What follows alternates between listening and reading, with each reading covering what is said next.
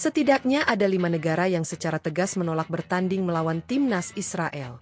Keputusan ini bukan tanpa sebab, melainkan didasari oleh faktor kemanusiaan yang erat kaitannya dengan konflik geopolitik yang masih berlangsung hingga saat ini. Seperti diketahui, Israel terus terlibat dalam konflik berkepanjangan dengan Palestina. Situasi ini memicu solidaritas dari sejumlah negara yang menolak berhadapan dengan Israel di lapangan hijau sebagai bentuk dukungan terhadap perjuangan rakyat Palestina. Selain alasan kemanusiaan, beberapa negara juga mempertimbangkan kebijakan politik dalam negeri yang menegaskan sikap solidaritas terhadap negara-negara yang dianggap tertindas. Sikap ini tidak hanya terlihat di dunia sepak bola, tetapi juga di berbagai ajang olahraga internasional lainnya. Lantas, negara mana saja yang menolak bertanding melawan Israel? Dan bagaimana dampaknya terhadap kompetisi yang mereka ikuti?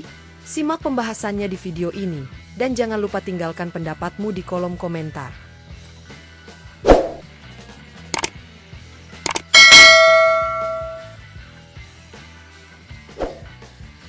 Argentina.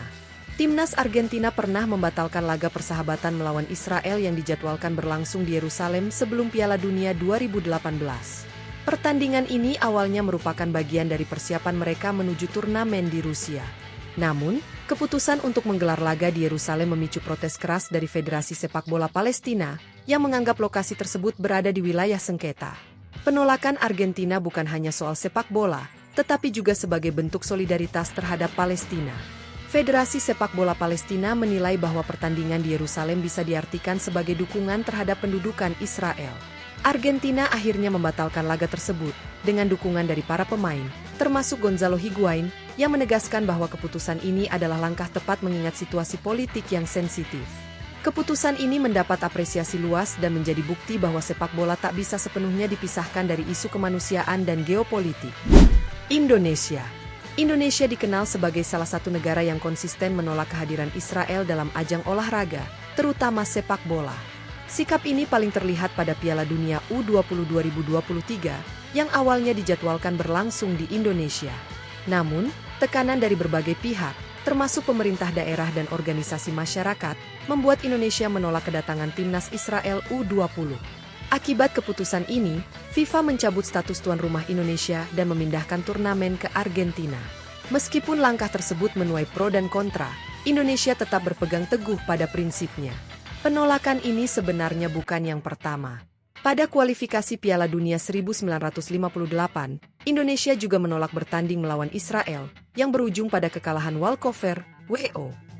Sikap tegas ini mencerminkan solidaritas Indonesia terhadap Palestina serta komitmen terhadap nilai-nilai kemanusiaan dan keadilan di kancah internasional.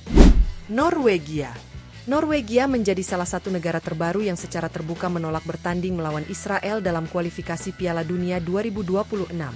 Berdasarkan jadwal resmi, Norwegia dijadwalkan menghadapi Israel dalam 2 laga penting pada tahun 2025. Namun, laporan terbaru menyebutkan bahwa Federasi Sepak Bola Norwegia, NFF, enggan melanjutkan pertandingan tersebut. Keputusan ini didasari oleh solidaritas terhadap Palestina dan penolakan terhadap konflik yang masih berlangsung di kawasan tersebut. Sejumlah tokoh sepak bola serta komunitas olahraga di Norwegia secara terbuka menyuarakan dukungan mereka terhadap perjuangan Palestina, mendorong federasi untuk mengambil sikap tegas. Penolakan ini bukan sekadar keputusan politik, tetapi juga bentuk komitmen moral Norwegia dalam dunia olahraga. Sikap ini menarik perhatian internasional dan menuai pro kontra. Namun, bagi Norwegia, keputusan ini mencerminkan dukungan mereka terhadap hak asasi manusia dan keadilan global, meskipun berdampak pada perjalanan mereka di kompetisi internasional. Mesir.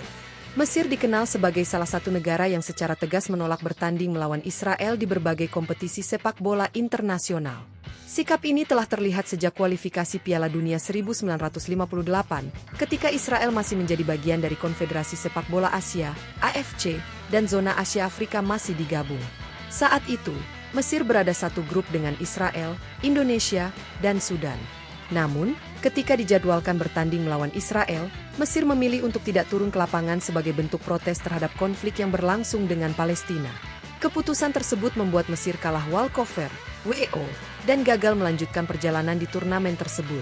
Sikap ini mencerminkan prinsip politik dan solidaritas kuat Mesir terhadap Palestina, yang tetap diutamakan dibanding ambisi olahraga.